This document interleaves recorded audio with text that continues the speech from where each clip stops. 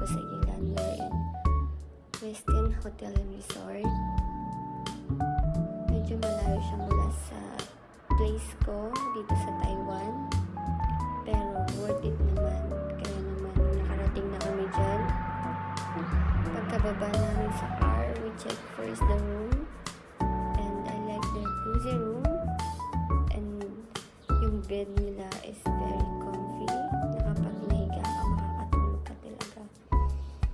And I also enjoy their private hot spring na nandyan na rin sa room mo, and the view na nakaka-refresh. So yeah, kung gusto nyo talagang ma-relax, you should visit this place. Dahil tayo bilang isang OFW, minsan kailangan din natin ng pahinga sa nakakapagod na trabaho.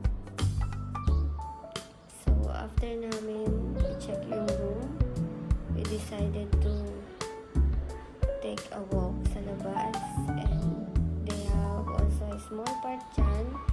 Na-enjoy namin yung park kasi sobrang sarap sa paningin, dahil green lahat, nakaka-refresh. Yung hangin nila, mararamdaman mo wala ka sa isang polluted area.